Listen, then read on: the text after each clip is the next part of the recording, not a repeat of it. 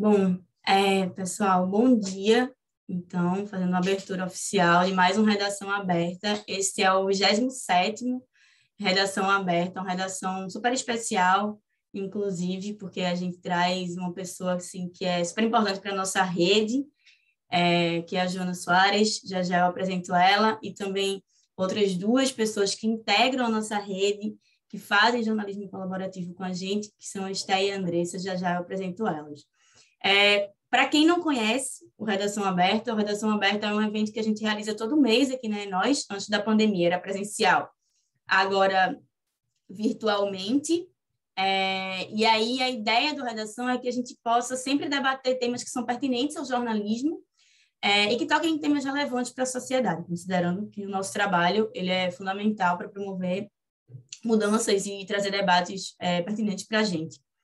E aí, nesse Redação Aberta, a gente vai falar sobre como a colaboração dentro do jornalismo pode ajudar a fortalecer o jornalismo local, dentro daquele conceito até controverso, né, que a gente tem de jornalismo local.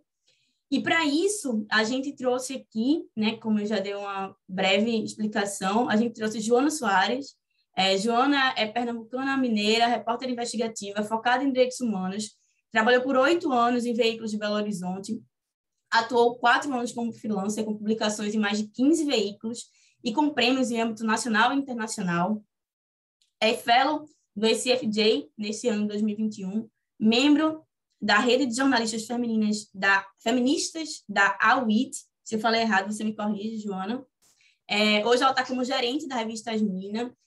Joana, desde 2018, desenvolve vários projetos autorais dentro do jornalismo. Convido vocês a conhecerem todos, que são incríveis. O Cirandeiras Podcast, o Redação Virtual, que reúne 300 jornalistas de todo o país e que trabalha bastante esse conceito de colaboração dentro do jornalismo. E dentro do Redação Virtual, surgiu Lição de Casa, né, que foi uma investigação conduzida por 15 repórteres de 10 estados brasileiros para cobrir o impacto da pandemia na educação. Além disso, Joana tem um projeto que eu particularmente considero bem relevante para o jornalismo, sendo nordestina, que é a Newsletter Cajueira, que, junto com outras jornalistas mulheres do Nordeste, faz uma curadoria de conteúdos de jornalismo independente daqui, dos estados que compõem a nossa região. Além disso, a gente tem também a Andressa Marques, que é mulher preta do Sul, sapatão, graduanda pela Universidade Federal do Rio Grande do Sul, jornalista do Sala de Redação e do Programa Diversidade, que são 2 programas aqui da Enós, que trabalham também e fortalecem esse conceito de jornalismo colaborativo, e que trabalhou no Sul 21. Além disso, a gente tem também Esté Caetano, que é jornalista em formação pela Universidade Federal de Pelotas, atualmente repórter do Nonada Jornalismo Cultural, também, enfim, jornalista aqui pela Diversidade das Gerações e pelo Sala de Redação, pela Enós. É engajada nas causas sociais e políticas, escreve sobre identidade cultural, representatividade e tudo que engloba a diversidade. Quando a gente está falando sobre jornalismo colaborativo, a gente também está falando sobre ampliar a diversidade. Então, não sei se eu apresentei com todos os títulos e todas as devidas, mas eu queria já chamar para essa nossa conversa Joana. Joana vai falar para a gente um pouquinho sobre como foi conduzir, né, coordenar essa investigação do Lição de Casa, e um pouco sobre os desafios de produzir jornalismo colaborativo, né? Então, como é que ela enxerga essa pauta e esse fortalecimento dos jornalistas que estão fora, sobretudo, do eixo Rio-São Paulo, né, que a gente costuma chamar. Então, Joana, seja muito bem-vinda. Obrigada por estar com a gente. E o espaço é todo seu.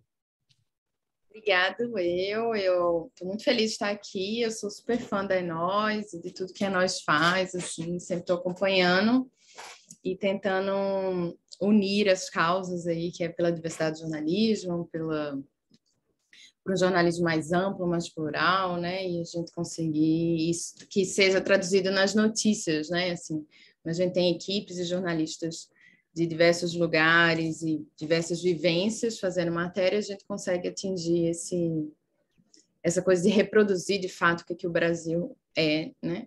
E registrar a história mais amplamente, falando de várias regiões do país e territórios.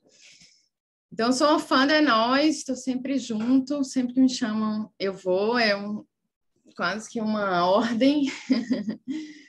E apresentou super bem, Alice, obrigada. Também estou sempre colada aí com a Alice em outras atividades.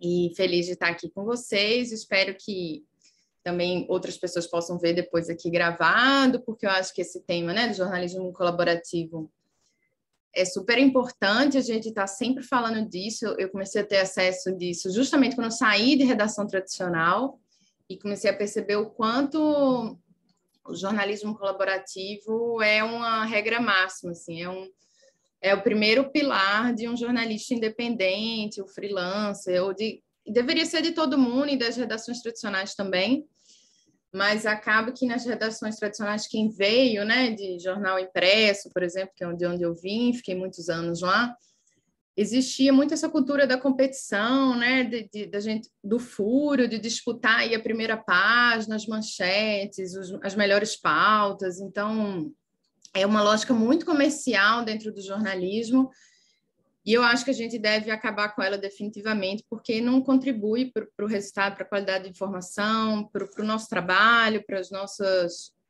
Porque quando a gente se junta e faz a coisa muito mais querendo ajudar e querendo contribuir, a chance desse trabalho ser muito mais completo, plural e bonito, no final das contas, é muito maior. E eu tive essa experiência quando eu me tornei freelancer, comecei a fazer várias pautas sozinha, assim, de casa, me sentia muito solitária, porque estava acostumada a estar numa redação com muita gente, e entendi que a gente precisava partilhar e estar todo mundo junto. Então, foi aí porque eu trabalhei esses 7 anos no jornal mineiro, e aí eu volto para Recife, que é a minha terra natal, como a Alice disse, eu sou pernambucana mineira. E aí, em Recife, eu atuei como freelancer 4 anos, até setembro, agora que eu comecei na revista Asmina, mas eu estava, durante esses 4 anos, sendo freelancer e fazendo só reportagens, e todo mês, sempre eu estava com alguma reportagem em produção. E em 2020 eu comecei a partilhar um pouco desse meu caminho, assim, para freelar e para fazer matéria sozinha, independente, através de bolsa também, de editais, com outras pessoas, que aí eu comecei a dar uma oficina de jornalista independente para outras pessoas, que eu vi que a demanda era muito grande, a procura, assim, de muita gente querendo também seguir esse caminho da reportagem sem estar fora dos grandes veículos, porque a possibilidade de ser contratado e de trabalhar já num grande veículo já nunca, pelo menos eu sou formada há 12 anos e nunca foi fácil entrar num grande veículo, e agora muito menos, que as redações estão enxutas, né? Então, mas isso não significa que a gente não consegue fazer uma reportagem por não estar nesses grandes veículos. A gente consegue fazer tanto como um jornalista freelancer, pautando para veículos existentes, como um jornalista independente, fazendo nossos próprios projetos, sejam temporários, sejam projetos a longo prazo, buscando recursos e dinheiro em editais, em bolsas de reportagem que tem rolado muito.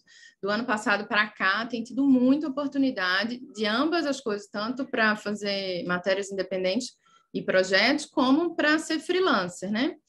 Todos os veículos abriram portas para freela, eles estão buscando freelas, assim, porque vem dessa coisa da precarização, de não ter tanto jornalista mais para fazer as reportagens, mas, por outro lado, eu vejo isso como uma oportunidade da gente realmente descentralizar a pauta nacional, de ter jornalistas em vários territórios do país fazendo pautas para veículos como a Folha, a Veja, o Estadão, o Globo, enfim, veículos que outros públicos nacionais, né, e brasileiros têm acesso.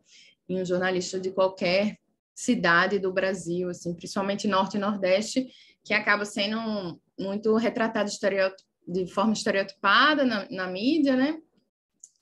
E as matérias que são feitas fora desse eixo Rio-São Paulo acabam sendo dita como regionais, né? E elas têm potenciais, qualidade e para serem matérias nacionais também.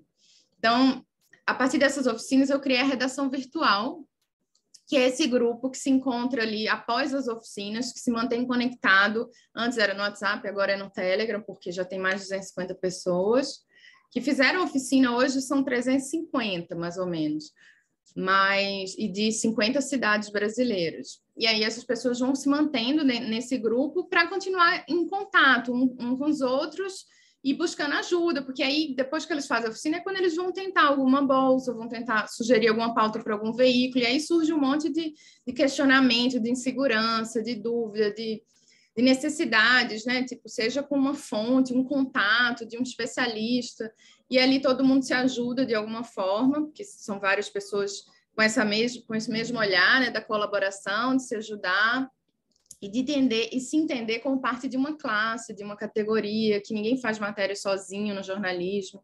Por mais que a gente esteja ali individualmente como repórter, no fim das contas, a gente precisa de toda uma comunidade para fazer esse processo da reportagem, que é tão longo, tão árduo, funcionar. E ainda mais se você faz reportagem sempre. Assim. Quem percorreu uma carreira na reportagem sabe que nada se faz sozinho na reportagem, né? E essa ajuda é fundamental, a gente está conectado com os nossos pares, assim. Então, esse grupo foi crescendo, foi demandando, eu fui analisando muitas demandas que surgiam dali, inclusive foi com esse projeto da redação virtual que eu entrei nessa bolsa do ICFJ, que é o fellow deles para empreendedores da América Latina. Então, fiquei esse ano, uns 3 meses, em mentoria, em cursos que é a International Center for Journalists, que é o ICFJ.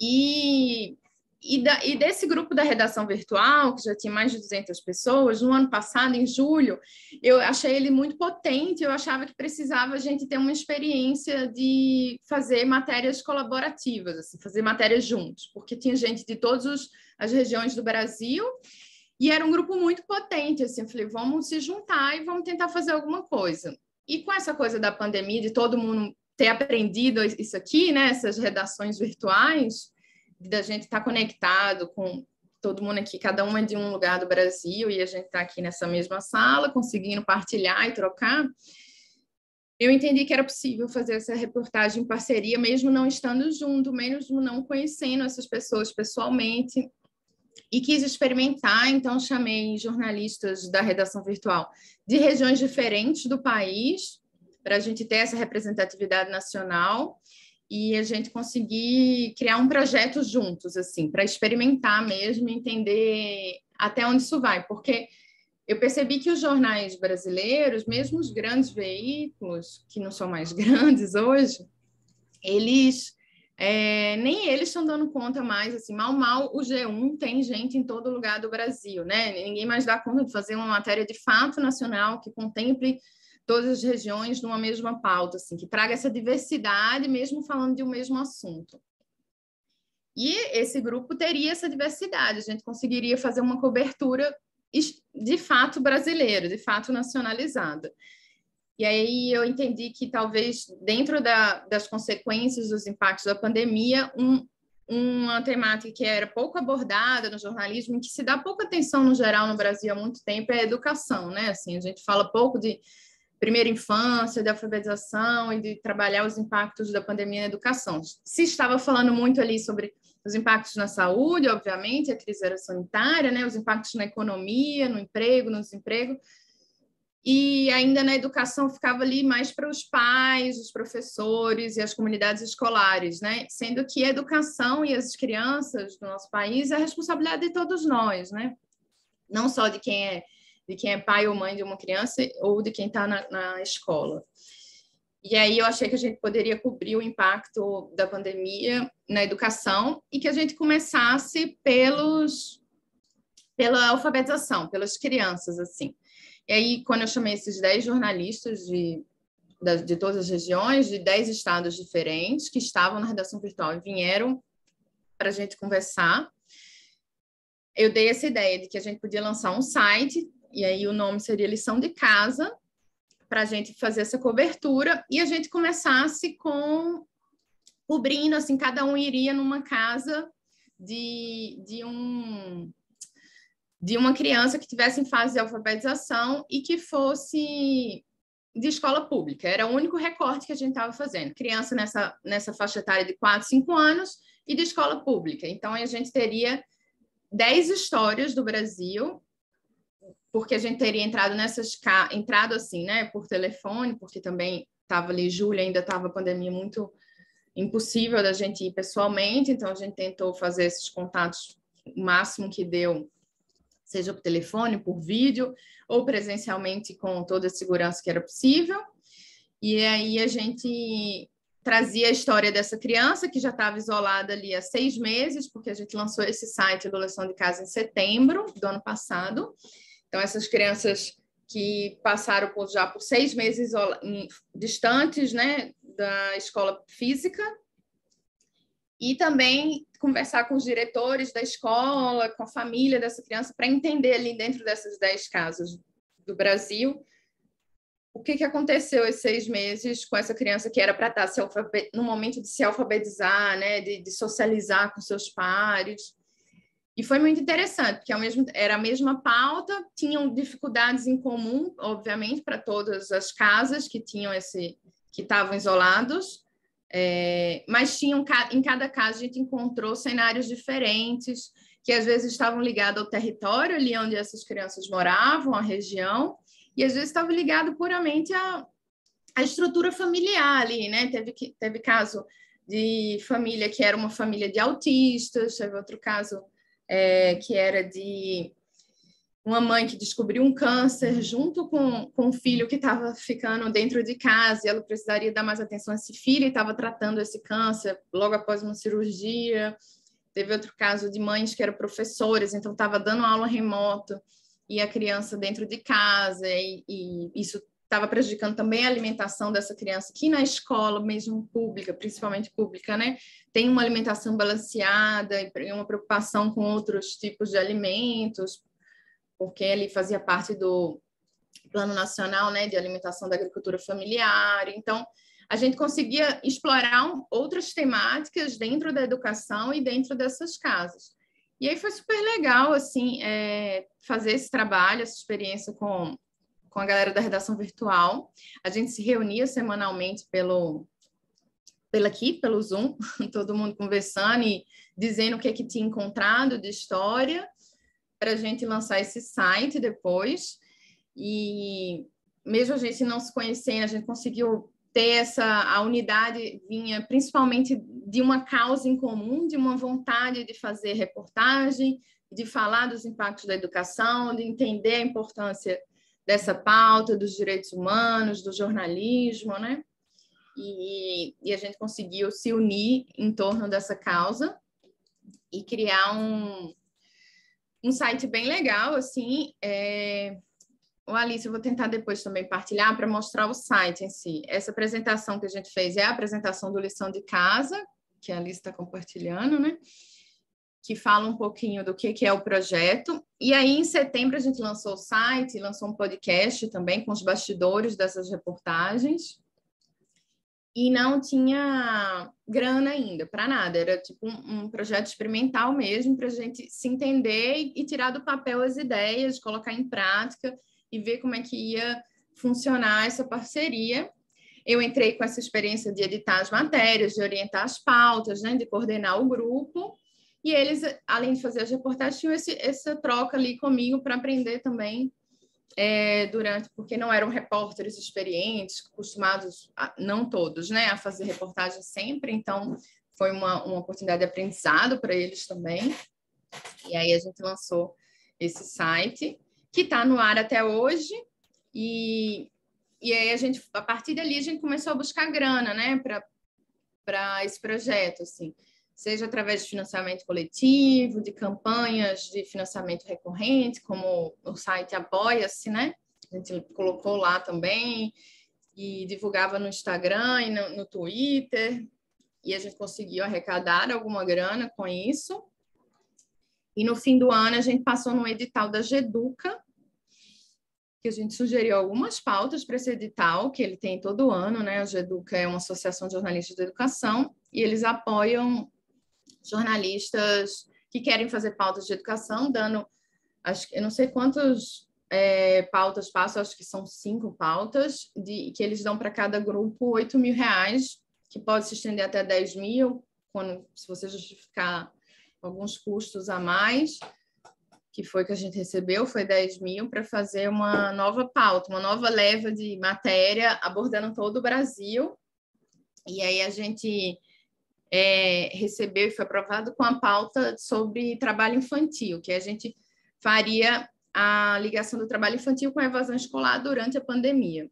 Então, foi uma grande reportagem também, dessa vez pelo menos com uma grana para sustentar ali, né, a matéria, não era uma grana ainda para pagar justamente todo mundo, mas não tivemos que fazer de graça novamente, né, assim, sem grana. Essa parte ainda é da primeira fase do Lição de Casa, em setembro, né, com essas crianças que a gente entrevistou, e aí tinha esse cuidado também de pedir autorização para os pais, de não expor as crianças em matérias negativas, era só matérias assim, mostrando esses impactos, mas sem expor essas crianças a nenhum constrangimento, assim.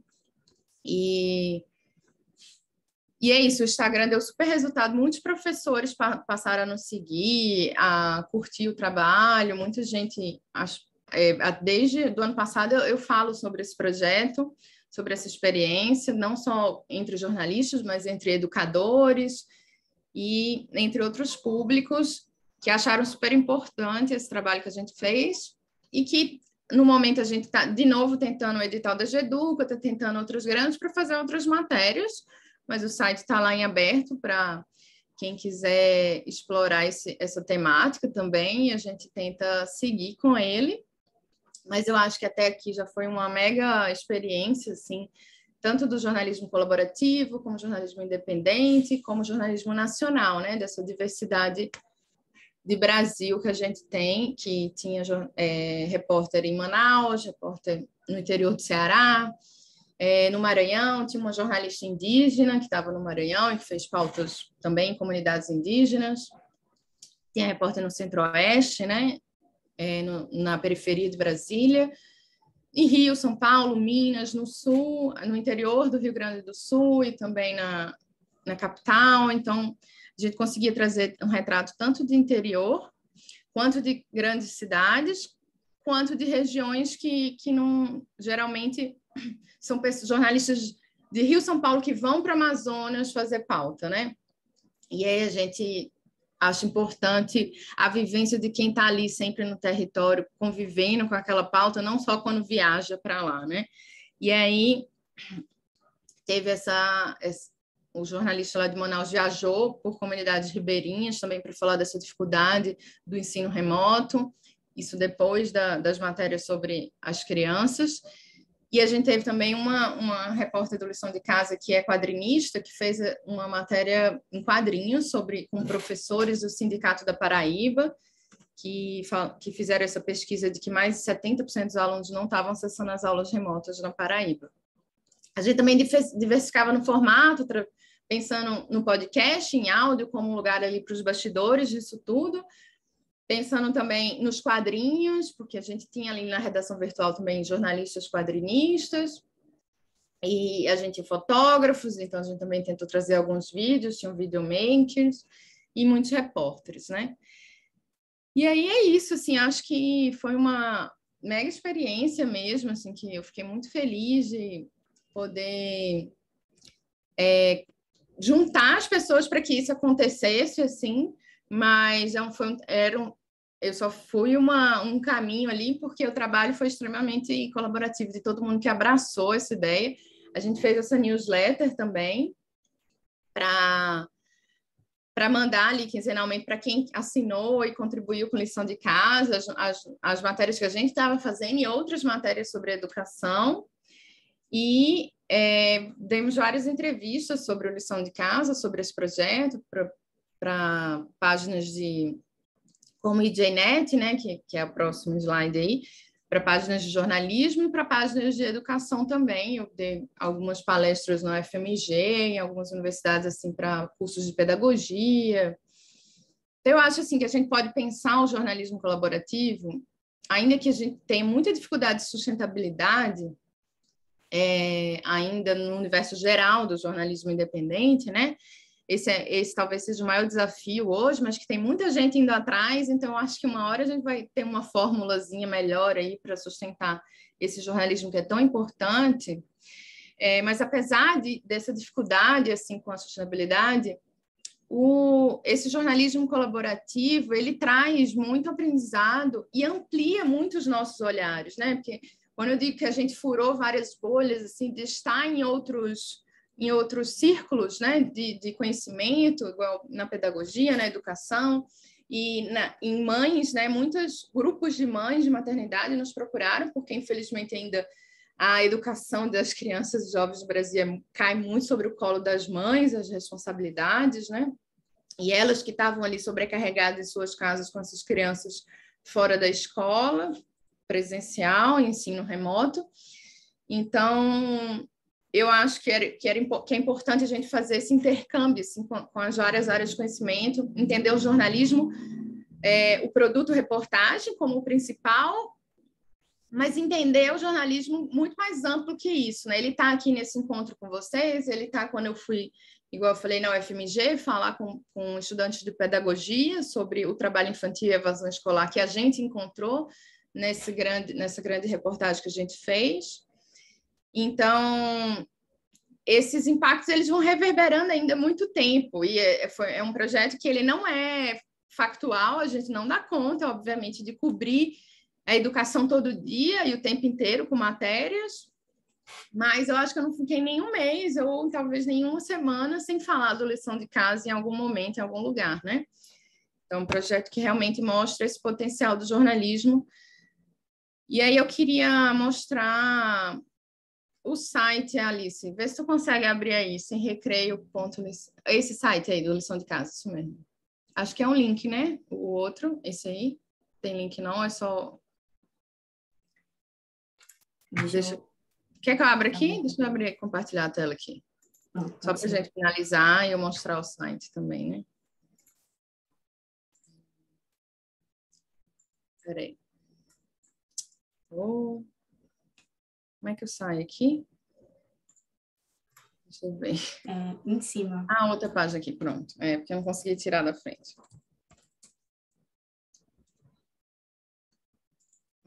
Isso. Aqui é o site do Lição de Casa, né? Que tem as matérias que a gente fez avulsas. E tem essa especial aqui, que são das 10 matérias iniciais, né? Com estudantes de alfabetização. E aí esse foi o último, que foi o especial do Sem Recreio, que a gente criou um hot site só para ele, e a gente falava aqui dos impactos da pandemia, né, na evasão escolar e no aumento do trabalho infantil no Brasil. E a gente até entendeu que isso acabaria sendo um grande dossiê assim, desse primeiro ano de pandemia no Brasil, porque a gente encontrou várias histórias, mais de 70 meninos e meninas que estavam sendo explorados, porque não tinham esse acesso à aula remota, né? Existia uma exclusão escolar, na verdade, não é nenhuma evasão, e que não deram conta também de conciliar estudo com trabalho, aumentaram a sobrecarga de trabalho ou começaram a trabalhar durante a pandemia para ajudar em casa, porque a situação piorou, financeira, enfim. E o atual governo não faria esse levantamento oficial, a gente descobriu que não teríamos dados, a PNAD, o IBGE tinha tido cortes no orçamento, então não fariam, não retratariam essa realidade, então a gente tentou achar o maior número de casos possíveis, por isso a gente tem aqui os flagrantes de cada região do país, trazendo cada história que a gente encontrou, mais detalhadinha aqui nas regiões, e a gente colocou essas histórias em 6 reportagens também, juntando as temáticas, tipo, falando da coisa da infância, que gerou trabalho precoce, e como que essas consequências foi na vida adulta, explicando o que é o trabalho infantil e por que essa banalização, por ser uma das violações infantis mais invisíveis, porque a exploração, a violência física, sexual, a sociedade já super entende como uma violação infantil e já super tenta combater, assim, né? Mas o trabalho não, né? Infelizmente, a gente tem autoridades que ainda discursam de que o trabalho infantil faz bem, né? O presidente do nosso país fala isso, né? Faz bem para essas crianças. E a gente tentou falar um pouco sobre isso, que é talvez a maior dificuldade que se tem para combater o trabalho infantil, essa banalização e romantização dos casos. Então, a gente tem 6 reportagens, tem os flagrantes e tinha também um podcast no Spotify, que a gente trouxe também um pouquinho das histórias dos bastidores. depois se vocês quiserem fuçar lá. A redação virtual tem um Instagram hoje. Opa, peraí, isso. Que a gente posta também aqui várias coisas sobre, que eu te falei, né, desse grupo, dessa comunidade que hoje tem umas 300 pessoas, e a gente sempre conta aqui um pouco dessas pessoas, um pouco dos trabalhos que essas pessoas fazem, e a gente também criou essa newsletter, a Descentraliza, que ela é semanal e é sempre alguém da redação virtual escreve sobre os trabalhos que estão sendo desenvolvidos pelas pessoas que fazem parte desse grupo e que estão freelando, que estão criando projeto, podcast, fazendo matérias importantes, temáticas, enfim. Acho que é isso. Falei demais, nem sei se eu ultrapassei muito meu tempo, mas estou aqui super aberta ao que vocês quiserem conversar. Feliz de estar aqui, compartilhar tudo isso.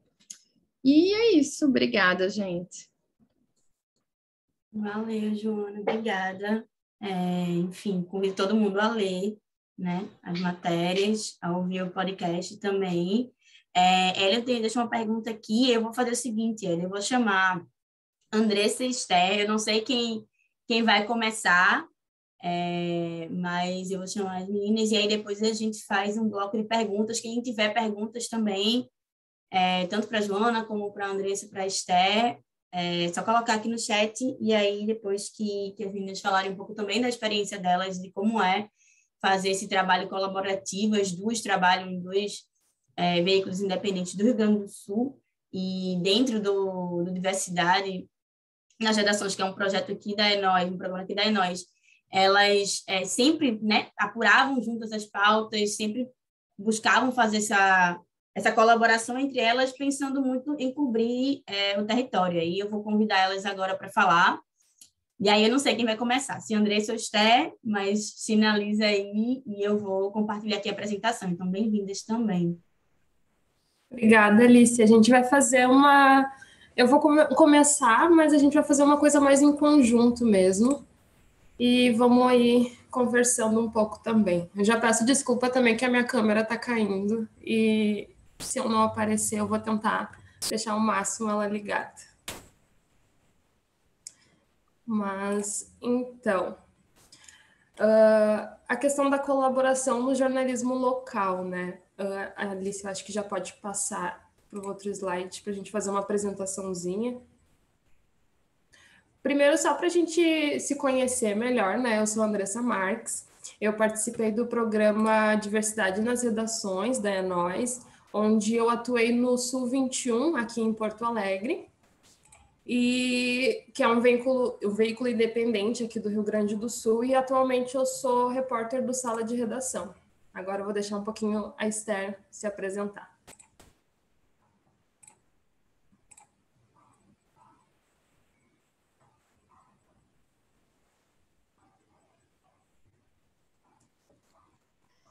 Esther? Oi, gente, bom dia. Primeiro que eu sou a Alice do Porto Alegre. Tá me ouvindo? Uhum. Me ouvem? Certo, ok. Então, como eu estava falando, né, eu sou repórter no Nonada, jornalismo cultural aqui de Porto Alegre. Também fui uma das repórteres no programa de diversidade nas redações e atualmente no Sala de Redação. E é isso, a gente vai falar aqui um pouco, né, sobre a nossa experiência enquanto participar da rede da Sala de Redação, também dentro do programa de diversidade, como que a gente se conectou, né, como que a gente foi criando a nossa própria intimidade profissional para ir fazendo as matérias, também tendo as ideias de pauta. Então, é isso, vamos lá. A colaboração no dia a dia, então, né? Agora eu vou falar um pouco sobre como é que isso se deu entre eu e a Esther. Eu sou nascida e criada na Restinga, que é uma periferia aqui de Porto Alegre, e a Esther, ela atualmente é de Pelotas, né? Mas ela vem do interior do Rio de Janeiro. E aí, quando a gente se deparou com algumas pautas que o programa Diversidade oferecia para a gente, como a gente sabia que éramos as únicas no Rio Grande do Sul aqui, a gente então viu um potencial muito maior de produção e apuração de fontes mesmo entre eu e ela, já que a gente era as únicas aqui no Rio Grande do Sul, como eu frisei agora, né? Então, nesse sentido, a produção se tornou um pouco mais rápida. A questão de apuração das fontes e dados, a gente percebeu que podia trazer uma diversidade muito maior de pessoas, tanto de periferias, assim, tanto de Porto Alegre, quanto de Pelotas e de outros municípios, quanto de fontes oficiais também.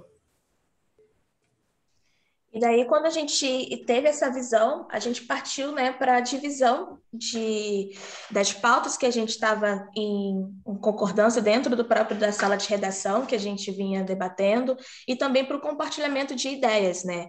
E daí a gente viu que a gente poderia ampliar nossa apuração nos nossos territórios, a gente poderia ter mais uma visão além da nossa própria, né, dentro da nossa própria caixa, e com isso elaborar melhor as matérias, né? E entender que a colaboração no dia a dia, além da possibilidade, né, de unir pessoas de territórios diversos, alternativos, distintos e alternativos, né? Ela também fortalece a gente, ela nos dá um empoderamento, porque a gente cria uma base entre um e o outro, né? A gente vai tendo mais fortaleza para a gente escrever, até no processo de escrita, até no processo de encontrar o caminho para as escritas, para fiscalizar as ideias das pautas, todo um processo ali do territórios. Então, a colaboração nos ajudou a isso no dia a dia, para a gente ter um fortalecimento, nós, enquanto jornalistas, e a gente entender que a gente poderia partilhar nossas ideias e, assim mesmo, crescer todo um processo da matéria em si, né? A gente poderia ir além com a questão das fontes, trazer também uma maior diversidade. E com isso, às vezes, quando tinha alguma dificuldade de encontrar alguma fonte específica, outra ia atrás e a gente ia trocando isso. Então, traz realmente a colaboração, um fortalecimento, né, para a prática do jornalismo em si, no dia a dia. Pode passar, Alice. Aqui a gente trouxe, então, um exemplo de matérias que a gente fez em colaboração, né? Essa sobre apagão de dados e ausência de lei de cotas promovem desigualdade racial nos serviços públicos municipais. Foi uma matéria bem densa, assim, onde a maioria das redações que estavam no programa Diversidade colaboraram, e foi uma matéria onde eu e a Esther fizemos juntas aqui no Rio Grande do Sul, mas que foi de uma apuração muito, muito melhor, eu diria, do que se eu tivesse feito sozinha uma parte e a Esther outra, né? Então, essa foi uma das primeiras matérias que saiu mesmo em colaboração, e a próxima é a última que eu e a Esther fizemos juntas, né? Também sobre a pandemia, escolas em ambientes indígenas, né? Que também foi uma matéria densa, porque é um assunto delicado, é um assunto que a gente precisa não se dar como o principal na matéria, o jornalista como o principal ser da matéria, né, e sim as fontes. Então, essa colaboração e essa escuta entre eu e a Esther e as nossas fontes foi o que nos ajudou a escrever melhor e produzir melhor essas matérias em colaboração. Exatamente, e vale ressaltar aqui o que a Andressa falou, que a gente conseguiu novamente ampliar o que a gente ia trazer dos temas sensíveis, né? E também a questão dos personagens em si, a dificuldade de encontrar os personagens tanto na matéria do apagão de dados, da cota, né, racial, tanto da questão das crianças indígenas.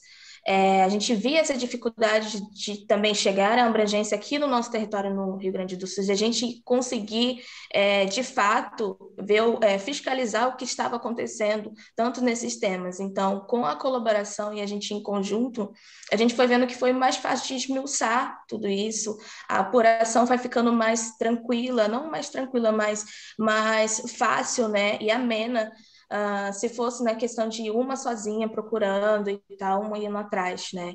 E aí a gente conseguiu ter resultado dessas duas matérias, que foram de ótima repercussão, e além de chegar a territórios também diferentes, né? Porque essas matérias abrangem tanto aqui o Rio Grande do Sul, como Minas, né? O Ceará, e o Espírito Santo, e isso é muito interessante, né? Que vai também diminuindo a questão dos desertos de notícias, que a gente vai falar um pouco mais à frente.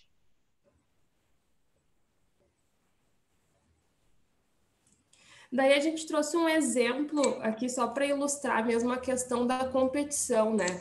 E como a colaboração tira essa ideia de competir por uma pauta. E aqui a gente trouxe essas parcerias que rolam aqui no Rio Grande do Sul, né? Que é entre o Nonada, o Sul 21 e o Matinal.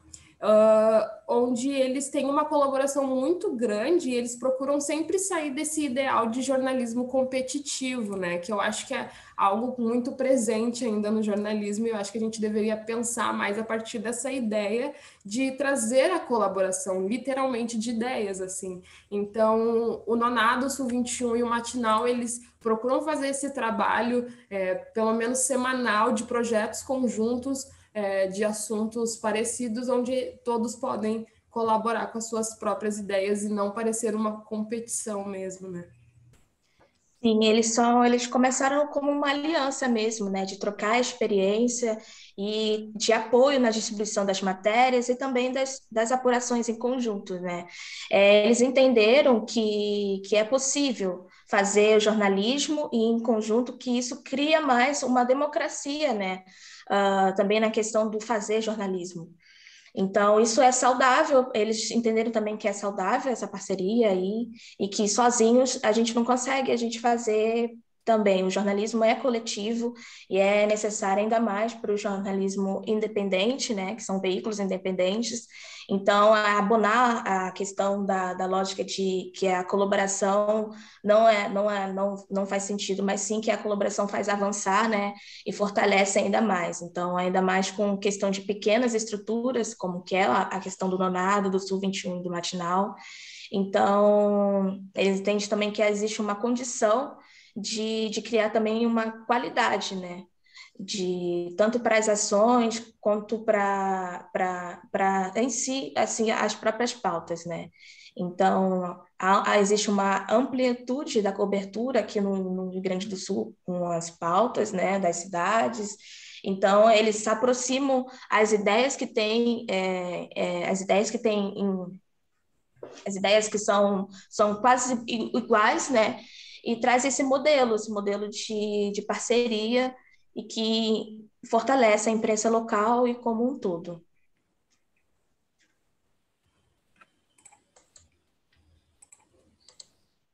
E aí a gente trouxe também, né, já que eu e a Andressa, a gente iniciou mesmo ter o contato com as redações no período da pandemia, e a gente pode dizer o quanto a pandemia em si impactou fazer jornalismo, mudou as estruturas de fazer o jornalismo em si.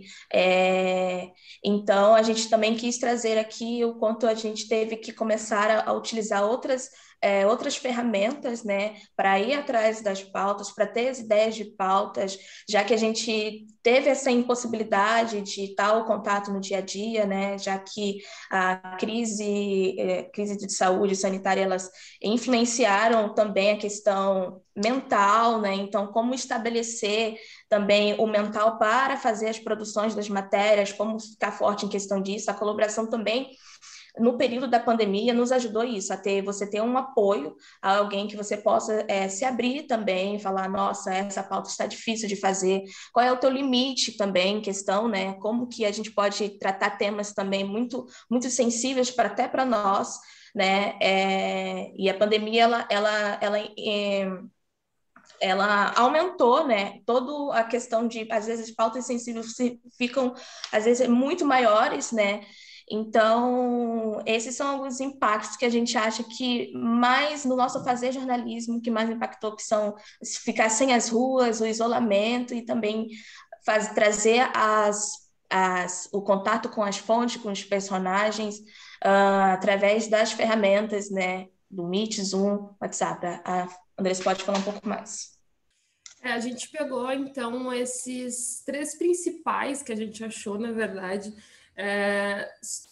que são realmente o que mais impactou no fazer jornalístico durante a pandemia, durante toda essa conjuntura que a gente vem passando também por conta da pandemia, né? Então, uma delas foi essa questão da gente não conseguir fazer as pautas na rua por ter essa proteção conosco e com as outras pessoas também.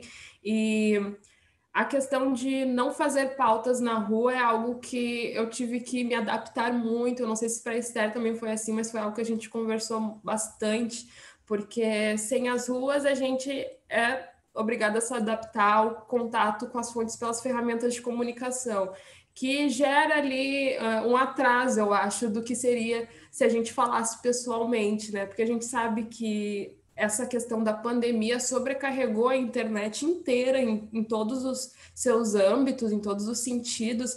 Então, tem que ter aquela paciência de falar com a fonte, esperar a fonte responder, gravação por celular, essas coisas que no presencial a gente não lidaria com isso dessa forma, né? A questão até para assim, as ruas, até mesmo para encontrar as fontes, né?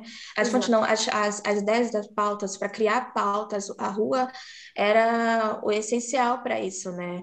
Tá ali e você já vê o dia a dia, você trazer para ti as possibilidades de você ver um território bem maior, né? Então, sem as ruas impossibilitou isso também, de ter essa amplitude na questão da visão mesmo do território.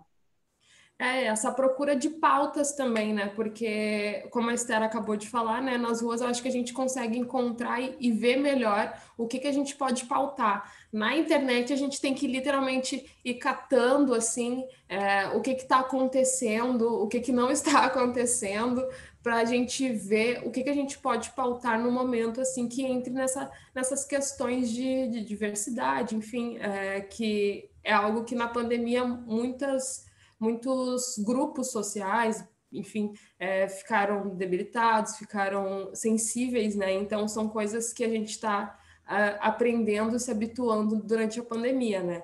E a questão também do home office, do isolamento, né? Por exemplo, acho que isso aconteceu para a Esther também, mas eu não cheguei a conhecer a minha redação quando eu estava no programa Diversidade presencialmente. Eu só conhecia apenas a minha colega, que às vezes eu ia fazer uma pauta na rua e ela ia tirar algumas fotos comigo.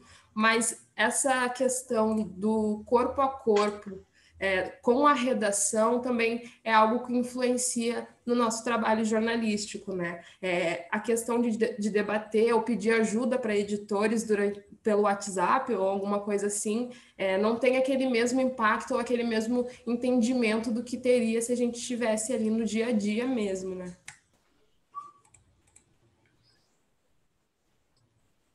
Pode passar, Alice. Aí vem a questão da desinformação e o deserto de notícias, né? E, assim, um dos maiores resultados do jornalismo colaborativo, pelo menos no meu ponto de vista, né, é essa ajuda no combate à desinformação, né? Já que essas colaborações, entre outros veículos, geram maior alcance de pessoas e maior entendimento do assunto, né, para essa distribuição. A gente mostrou aquele exemplo ali que a gente fez em colaboração sobre o apagão de dados, que foi algo que foi compartilhado no Nordeste, no Centro-Oeste, sabe?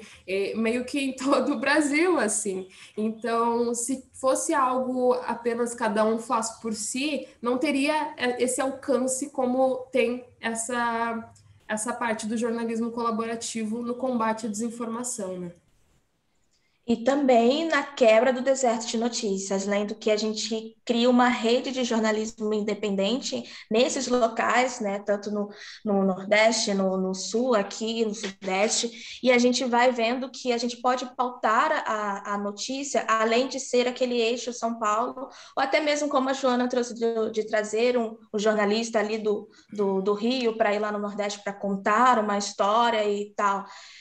A gente vê que tem repórteres e jornalistas presentes nesses territórios, que eles podem abranger os temas desses próprios territórios e trazer as notícias, fiscalizar o que está acontecendo ali, ver qual é a vivência dali. Então, quando nós temos jornalismo independente nesses locais, nessas comunidades, quebra esse deserto de notícia, né? Quebra a informação de notícia somente no eixo RJ-SP, né? A gente traz mais uma amplitude para um Brasil inteiro, mesmo com muita dificuldade ainda, né? Com pouco recursos, financiamentos, mas é algo que a gente vê que só vai crescendo, que a gente tem a possibilidade, né, de realmente fazer um jornalismo justo e de qualidade, trazendo tudo essa apuração e entendimento, né, de onde a gente está, do que a gente pode trazer, das nossas vivências, das nossos olhares para isso. E a colaboração é um dos caminhos para tanto na ajuda do combate da desinformação, como na quebra dos desertos de notícias.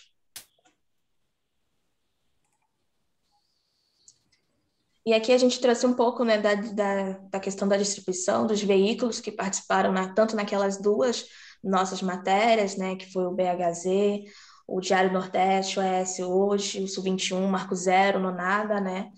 E a gente vê quanto é enriquecedor construir essa rede e poder transmitir, né, as ideias e realmente tirar o jornalismo de uma caixinha, né, e só enriquecer mesmo.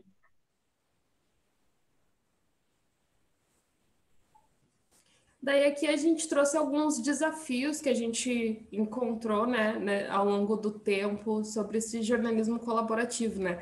Um deles é a gente compreender a linguagem do outro, que a gente sabe, somos jornalistas diferentes, temos caminhadas diferentes, então a gente tem escritas e abordagens diferentes também. Então, essa questão de fazer o jornalismo colaborativo, as pessoas às vezes acham que no final vai sair tudo igual, assim, mas a gente tem que compreender também a linguagem entre nós mesmos, colegas, e a linguagem das fontes também, e como que a gente aborda isso com elas, né? O segundo é o tempo de produção de cada jornalista, né?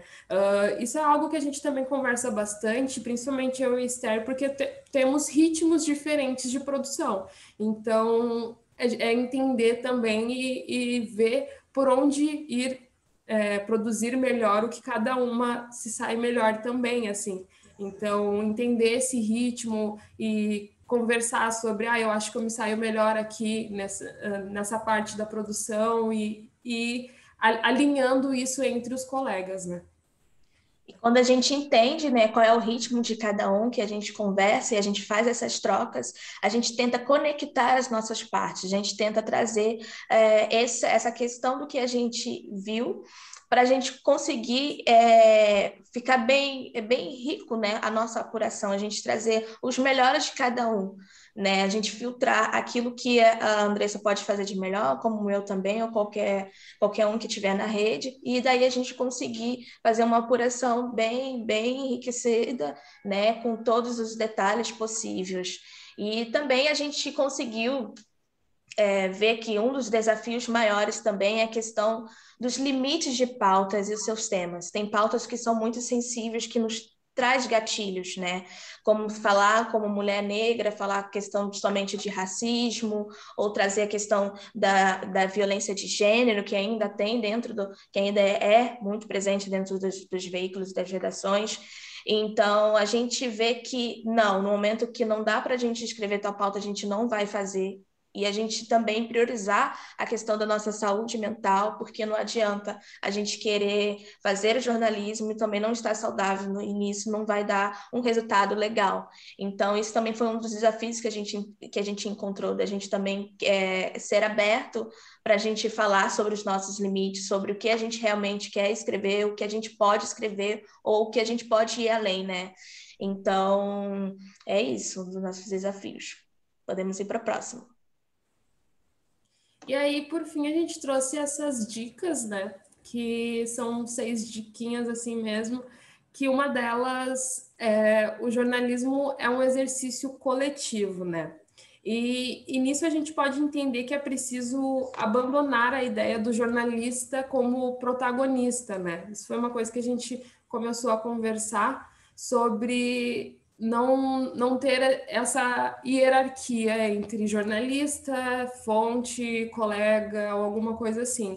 Então, sempre tentar praticar essa questão que o jornalismo é coletivo, é um exercício diário e coletivo. A segunda, então, é a competição versus colaboração e parcerias, né? Lutar, então, e praticar, e tudo é uma questão de prática, eu acho que eu vou repetir isso aqui algumas vezes, mas ter esse exercício mesmo de lutar pelo compartilhamento de ideias, e não pela competição de que alguma pauta vai ser melhor do que a outra, sendo que se tem ideias iguais, não tem por que não compartilhar e ter essa estrutura coletiva, né? O terceiro, então, é o debate entre profissionais, né? E é um debate mais, assim, de região, de estado ou até mesmo de país, sobre tendências, sobre distribuição entre os veículos, distribuição jornalística entre os veículos e modelos de negócio que fortaleçam a imprensa local, né? Porque quando se trata também, principalmente de jornalismo independente, é algo que eu acho que vale muito a pena a gente exercitar essa questão da distribuição e os modelos de negócio para que a gente consiga fortalecer tanto o jornalismo independente quanto a imprensa local mesmo. E é necessário também ter uma clareza nos objetivos que a pauta quer alcançar. Para começar o trabalho de colaboração do jornalismo colaborativo, antes é preciso ter segurança nos objetivos que a pauta quer alcançar. É assim, você saber quais são os métodos e os processos de apuração que você pode ter em conjunto, né? Você entender aquilo do que eu já falei, você entender como que você pode estar ali com o outro, e qual é o processo que você pode estar trazendo também para compartilhar com o teu parceiro, assim, né, com a tua rede. E isso é bem necessário ter uma clareza. A minha pauta quer chegar em tal lugar, a gente quer alcançar tal público, a gente quer trazer tal impacto, vamos falar sobre tal território, né? Então, isso é necessário também para uma colaboração enriquecida e positiva. Também ser atento, né, ao território, ter presença no território, procurar por processos de coletivos, né, o que tem os mesmos interesses de colaborar, de pensar os projetos e propostas, né, então ali o território, você buscar isso mesmo, né, pautas que tragam também uma audiência para a colaboração, né, então você estar ali atento ao seu território é muito necessário para a colaboração, porque isso influencia, né, na questão do jornalismo local, que dá um impulsionamento para o jornalismo local em si, né? Você estar atento a todos os interesses de uma rede ali, você buscar também como o Matinal, o Sul 21 e o Nonada se encontraram, né? Então, isso. Eles, ao mesmo momento que eles tiveram clareza dos objetivos deles, eles viram que eles também tinham interesses em comum e eles estando presente dentro dos territórios deles, eles entenderam que poderiam se unir, né, e trazer melhor a apuração e melhores pautas também, ideias de pautas. E a partir disso, né, criar uma rede, né, procurar a sua rede, ir atrás da rede, unir a jornalistas de mesmo interesse, mas que se complementem tanto nas questões de ideias como também nas questões de ideais, né. E é isso. Acho que finalizamos. A gente queria agradecer demais esse momento dessa partilha da nossa experiência, de poder estar contando um pouco como que foi, né, o nosso contato. Eu e a Andressa, que nos conhecemos durante a pandemia, e mesmo assim conseguimos criar, né, esse elo e trazer muitas pautas legais, ter ideias de pautas legais, e assim a gente criar uma base também de segurança e nos encontrar no nosso fazer jornalismo uma com a outra, mesmo sendo muito diferente uma da outra, a gente conseguiu equilibrar e trazer um resultado bem, bem legal mesmo.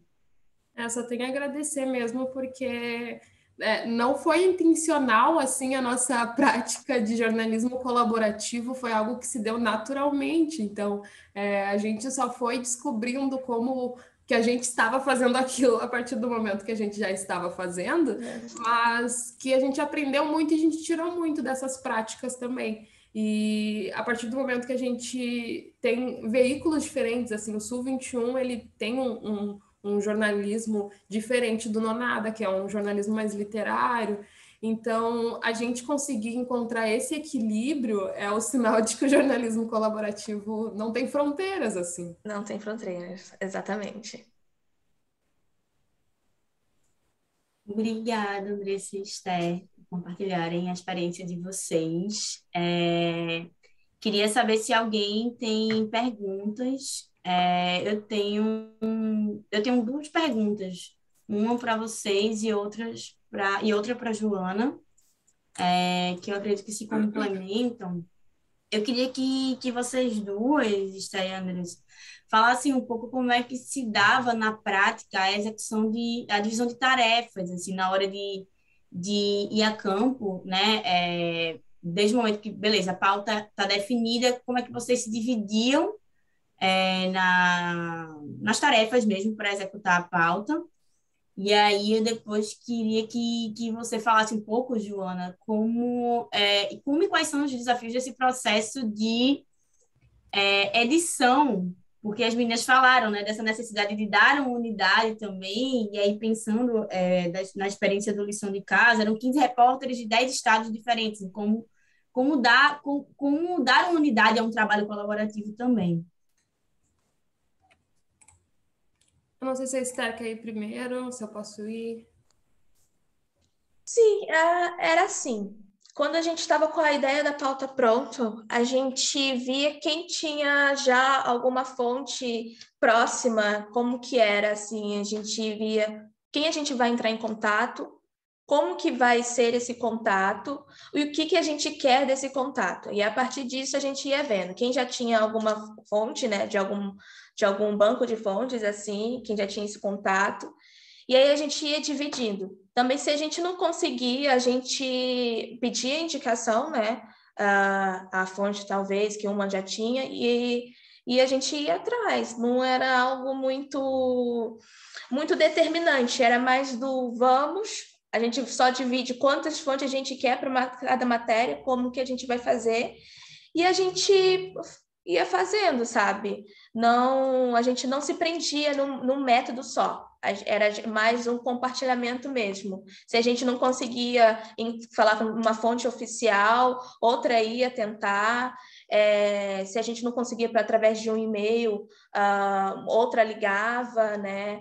Então, também teve essa questão também da gente dividir o não retorno das fontes, né? Se uma não conseguia não conversar com tal fonte, não conseguia o retorno, a outra já tentava e às vezes conseguia, né? Então, mais do como a gente dividia era mais a questão a partir das fontes mesmo. O ponto de partida era a fonte, a gente via quanto a gente ia querer falar, com quantas fontes, quem já tinha contato com alguma, e a gente ia fazendo. Acho que a Andressa pode complementar um pouco. Como a Esther disse, assim, era mais uma questão de troca. A gente não tinha um método todas as vezes que a gente ia fazer uma reportagem. A gente pegava aquele material que a gente tinha que fazer, a gente selecionava algumas possíveis fontes e ia dividindo entre duas para ver como é que ia se dando essa questão, assim. E também uma troca do dia a dia mesmo, sabe? Porque tanto nessa questão inicial de fontes que a gente se dividia, quanto na questão da escrita, por exemplo. Era algo que num dia eu tinha mais tempo para escrever, ia escrevendo, no outro dia eu pedia, Esther, tem como tu fazer essa parte? Coisas assim, sensíveis ao dia também, né? Então a gente ia fazendo essa troca no dia a dia mesmo, sobre fontes, sobre cases, às vezes. Porque de Porto Alegre mesmo, a gente também aproveitava essa questão da região, né? Tinha mais contatos aqui de Porto Alegre, quando a gente precisava de Pelotas, a Esther conseguia, então tinha essa troca diária mesmo.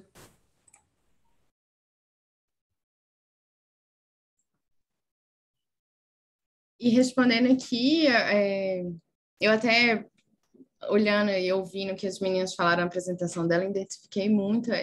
Que legal, né, que a gente está construindo esse jornalismo colaborativo em diferentes grupos e lugares, e eles têm a mesma a mesma noção, assim, né, de partilhar, de ajudar, de fazer parceria, de não competir, né?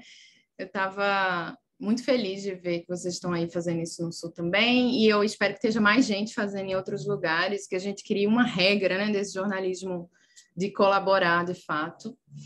E na colaboração tem isso, né, da gente conseguir trabalhar à distância, todo mundo, e eu acho que essas reuniões é que vai manter essa unidade, assim, que a Alice estava perguntando.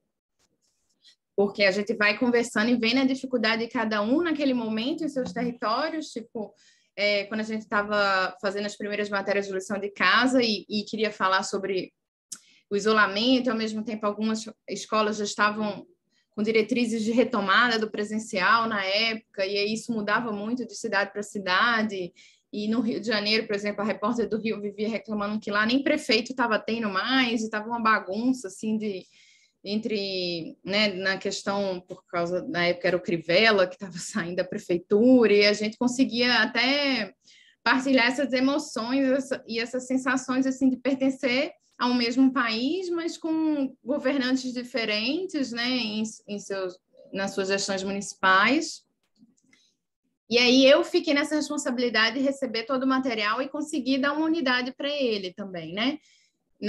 Quando ele já chega escrito, porque na reunião a gente conseguia afinar essa identidade, mas na escrita eu que peguei esses textos que os 10 repórteres trouxeram, e como eu já tinha lido todos, eu sabia o que já estava falando em um, para não repetir no outro, pensando nesse leitor que vai ler os 10, e também pensando no leitor que escolhe ler alguns específicos que ele tem mais interesse em região, né? E aí eu acho que tem que ter realmente uma pessoa que coordene tudo isso e que olhe todos os textos, a mesma pessoa.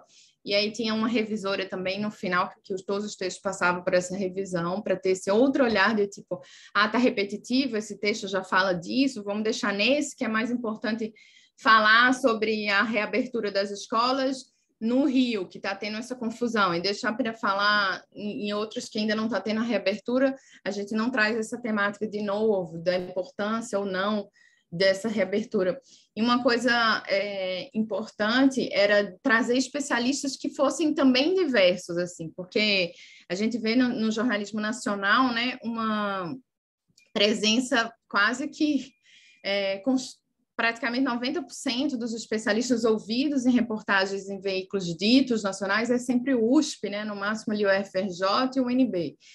E a gente tem especialistas incríveis estudando os impactos da pandemia em diversas áreas, não só da educação, em outras universidades federais, em outros territórios brasileiros, fazendo estudos importantíssimos, mas tem que existir esse esforço aí do jornalista, do repórter, de ir atrás, né? Porque muitas vezes ele fica acomodado ali nos de sempre, né?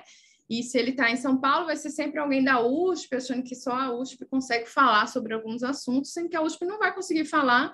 Um especialista em educação na USP não vai falar o que está acontecendo no Amazonas, né? Não vai entender sobre, que é completamente diferente do que desse momento em Manaus. Por mais que eles tentem nacionalizar a visão, quem vai falar é quem está no território, né? E aí eu acho que a gente também precisa, ao mesmo tempo que a gente precisa estender os jornalismos regionais, olhar para eles com potência nacional, a gente também precisa tirar a potência nacional um pouco desses de Rio e São Paulo, né? Que acha que tudo que diz respeito a São Paulo é Brasil, assim.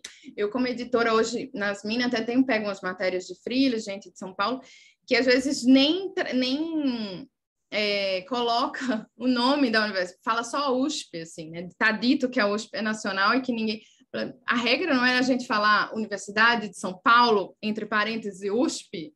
Sempre eu só estou dando esse exemplo besta para dizer assim, como que também tem os dois lados, assim, em São Paulo as pessoas também acharem que tudo que está ali, necessariamente o Brasil inteiro interessa e necessariamente o Brasil inteiro sabe o que significa. E a gente também tem que quebrar um pouco esses estereótipos. E eu acho super importante olhar para essas parcerias e esses outros jornalismos que estão sendo feitos nessas regiões, como as meninas aí no Sul. E quando a gente fez o Sem Recreio também, eu busquei essa parceria de republicação em vários veículos nacionais. Acho que a gente conseguiu 9 veículos de jornalismo independente que republicaram as matérias desse especial sobre trabalho infantil e evasão escolar em seus territórios, né? Desde Recife, teve em Manaus também, no Sul, o pessoal também republicou, então foi massa, assim, eu acho que mesmo se tratando, porque aí eu também dei essa unidade nessa matéria do Sem Recreio, assim, de juntar todos os casos nacionais numa matéria só, grande, que seriam republicadas nesses veículos que têm públicos em outras regiões do país, né? E aí, essa unidade realmente é super importante de pensar num trabalho colaborativo, da gente ter uma identidade que contemple toda essa diversidade que é os jornalistas que estão colaborando numa mesma pauta, né? E eu aproveitando respondendo a pergunta do Hélio, né, que ficou lá no início, sobre ele até nem está aqui depois, espero que ele veja, mas ele falou sobre essa coisa de trabalhar notícia em quadrinho, né? Para mim foi novo até, porque eu nunca tinha editado um roteiro para o quadrinho, né? E é diferente realmente, porque tem que pensar não só os textinhos que vai vir no quadrinho, como o desenho que vai contemplar esse texto, que não vai, né? As duas coisas têm que comunicar e não se repetir ali. E aí a repórter, que já é quadrinista, ela escreveu um roteiro e não uma reportagem, né? E aí o roteiro, eu editei esse roteiro que tinha que fazer um sentido ali, que depois a gente veria em formato de quadrinhos. Mas foi bem interessante, acho que é essencial a gente pensar novos formatos, novas formas de se comunicar com o nosso público e atingir outros públicos, né? Obrigada, Joana. Obrigada. Está aí, Andressa. Alguém vai falar? Ainda dá tempo de fazer uma pergunta? Dá. Eu ia abrir para mais perguntas agora, Amanda. Vai lá. Oi, mulheres. Parabéns. Que lindo, né? Que o jornalismo... Sei lá, eu sou Amanda da Enóis. E quando eu fazia jornalismo nesse lugar da reportagem, assim, há 25 anos, não existia... O jornalismo colaborativo não era uma expressão que existisse, entende? Então, é muito maravilhoso que vocês façam matérias juntas, cruzando, né?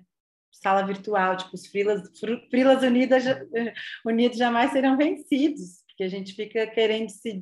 Né? A estratégia é essa, dividir para dominar, né? Então, cada um fica lá isolado na sua casa, nem sabe quanto que o outro está ganhando, nem sabe como é que o outro está... Então, parabéns, assim, pelo esforço de reunir fora das estruturas, porque é assim que a gente impacta as estruturas. E aí eu tenho uma pergunta para vocês sobre a distribuição. Eu sempre fico pensando em quem vai receber essas reportagens que vocês fazem colaborativamente, e aí no afetar esse território mesmo, né? No afetar o local. Eu queria saber se vocês têm alguma história de alguém que falou: caraca, eu vi em todos os lugares, eu vi até no carro de som aqui, e isso fez muito sentido para esse lugar. Enfim, que vocês trouxessem alguma história ou algum dado, enfim, o que vocês tiverem sobre o impacto que essa colaboração tem na recepção desse jornalismo feito colaborativamente, né? Porque, enfim, o jornalista tem uma mania de esquecer do público, né? Escreve para o editor, escreve para ferrar o coleguinha, sei lá, e a gente esquece que a gente está escrevendo para as pessoas, para que as pessoas saibam: olha, tem essa desigualdade aqui numa parada da escola, olha, meu filho, né? Enfim, estou usando o exemplo da história das escolas, mas queria saber se vocês têm alguma coisa sobre a audiência, como essa colaboração de vocês, fazer junto, impacta em quem está lendo e recebendo as reportagens. Eu posso pensar, mesmo. Eu lembrei de uma história legal e que a Amanda faz muito sentido isso, Amanda. Principalmente eu acho que essa ideia da gente não pensar no público é quando a gente é CLT ali de uma empresa grande de jornalismo, né? Que a gente só tem que fazer a nossa reportagem, sentar, receber a pauta e fazer, né? E aí tem essa coisa da competição também. Mas no jornalismo independente, se a gente não pensar nesse público, a gente não chega, a gente não remunera, a gente não sustenta esse jornalismo, né? Porque a ideia é que ele que seja o colaborador e o que financia esse jornalismo, né? No fim das contas, para ele de fato ser independente. E aí por isso que eu estava falando dos novos formatos e de pensar essa coisa da representatividade nacional, porque acho que quando as pessoas se veem, né, na pauta, elas costumam se sentir representadas e querer contribuir com aquilo. E aí a gente teve uma matéria nessa primeira leva do Lição de Casa, que foi uma jornalista indígena que fez no Maranhão. E ela foi para uma comunidade indígena perto de São Luís, numa ilha lá, né? Que São Luís é uma ilha, ela foi nessa comunidade indígena.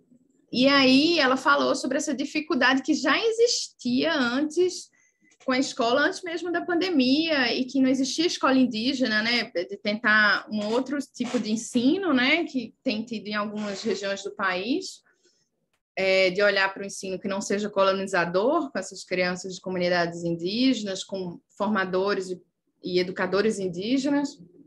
E essa escola já batalhava há muitos anos por esse tipo de ensino lá, por implantar essa escola indígena. E a secretária de Educação do município, que era responsável por essa comunidade, nem sabia que existia essa demanda, assim. E aí a jornalista, a repórter, que era indígena, também fez essa ponte entre a líder indígena dessa comunidade e a secretária de Educação. E já se criou ali um caminho para tentar viabilizar esse outro tipo de ensino ali na região. E a gente até nem trouxe isso para a matéria, para não ficar ali também muito feio, né, para a Secretaria de Educação, porque a gente achou que não era um momento assim.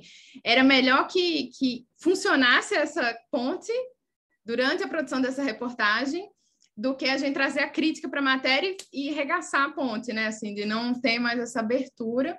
Mas a gente trouxe de uma outra forma, falando que a luta ali dos indígenas era muito antes da pandemia e tal, por uma escola diferenciada, né? Que não era para a gente chamar assim. Mas foi super legal esse impacto, que aí a gente trouxe para os bastidores, lá para o podcast, que a gente falava dos bastidores, a gente falou um pouquinho sobre isso, que antes até da publicação, a matéria já estava tendo esse impacto.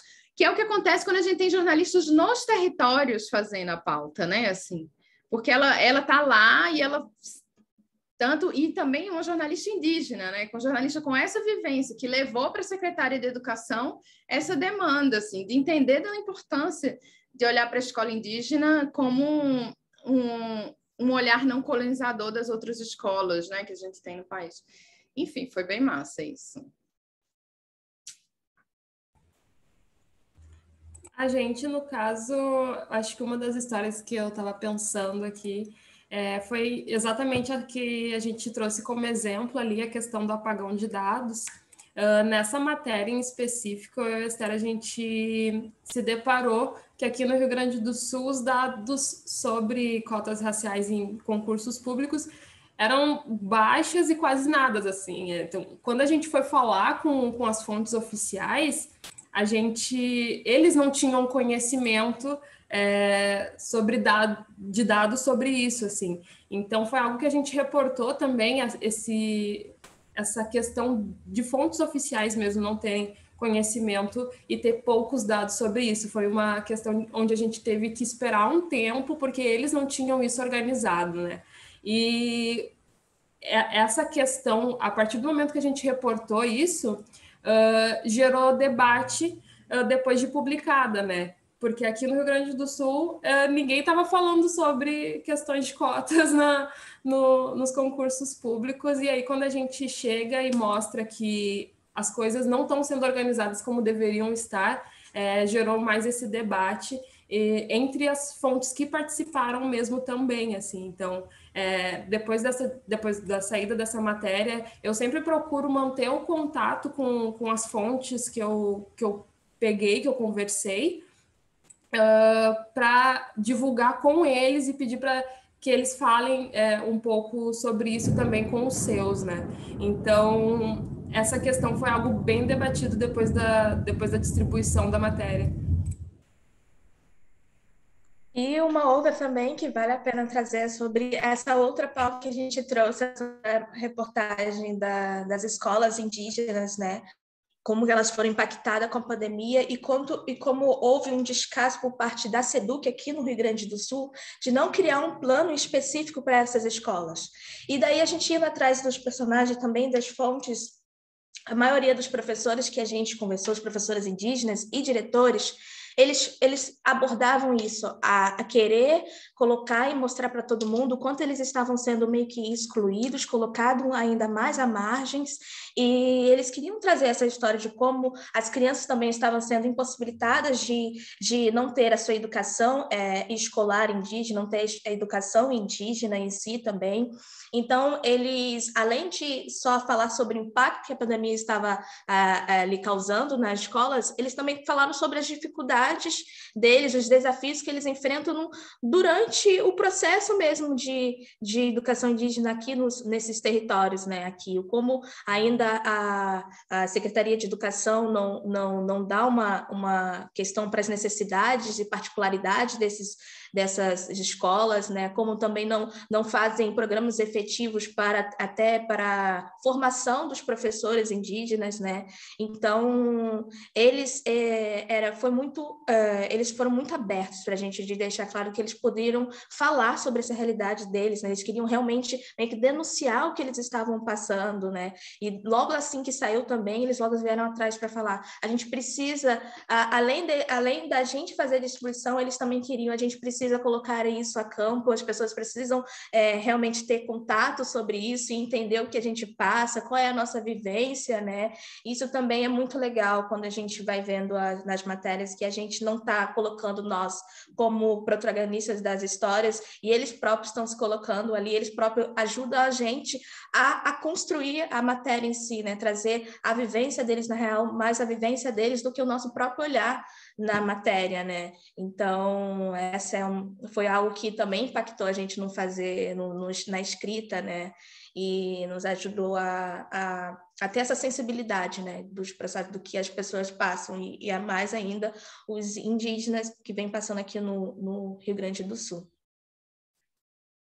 Eu até vou acrescentar aqui, meninas, essa coisa que vocês estavam falando de devolver, né, para as pessoas que a gente entrevista. Isso é super importante. Cara, outro dia eu estava vendo um artigo, na verdade não era um artigo, acho que era um fio no Twitter, de uma cientista até falando sobre isso, que os cientistas, eles usam pessoas para fazer pesquisas e não devolvem para essas pessoas os resultados das pesquisas universitárias, né, assim. Elas só participam da pesquisa e depois não ficam sabendo de nada, assim. De não haver essa preocupação nem na universidade de devolver para os pesquisados esses resultados, e nós, jornalistas, temos obrigação de devolver para os nossos entrevistados o que foi feito, né? Isso é uma das maiores preocupações que eu tenho, inclusive com entrevistados, por exemplo, que não tem condição de ler a matéria, não tem acesso à internet ou não tem condição de leitura, ali de eu imprimir, levar encadernado para esse entrevistado e ler para ele ali, se ele não consegue ler, ou de deixar lá um impresso, porque não é uma pessoa que não acessa a internet. Enfim, a gente tem que tentar várias estratégias aí com que o mais importante de tudo, assim que a matéria saiu, é entregar para esse entrevistado, ou até antes da matéria sair, muitas vezes eu faço isso, o que resultou daquela conversa com ele, né? Acho que deveria ser o princípio máximo, assim. Acho que no jornalismo independente essa responsabilidade ficou mais latente para mim, assim, do que quando eu estava num jornal que o próprio jornal entregava, já tinha seu público grande de leitores e eles não tinham tanto acesso, né, ao repórter. E agora esse acesso nas redes sociais é direto, então isso mostra esse contato nosso com o nosso público mais intimamente, né? Obrigada, Joana. Obrigada, Esther, Andressa. Eu acrescentaria, Joana, quando a gente está, eu fui repórter de jornal impresso também, a gente recebe tanta pauta que a gente é sugada pela próxima questão e é isso, o público, né, e as fontes, eles viram um instrumento mesmo da máquina que está ali rodando. E aí, quando você sai dessa estrutura, que você passa a olhar para o jornalismo de uma forma diferente, você enxerga que você só está fazendo as coisas por causa dessas pessoas e não faz nenhum sentido não devolver para elas o que a gente está fazendo, né? Hélio, tu tens alguma questão? A gente está finalizando, mas eu vou abrir aqui para você. Não, completando o que elas falaram, é muito bom quando a gente escreve e dá a matéria para o leitor ler, para essa pessoa que participou da matéria, construiu a matéria com a gente, e ela fala assim, foi isso realmente que eu falei. Pô, é muito bom você ouvir isso, porque na imprensa o que muito você ouve é, pô, mudaram o que eu falei, não era isso, o sentido da coisa, mas quando você faz o que aquela pessoa, você traz confiança.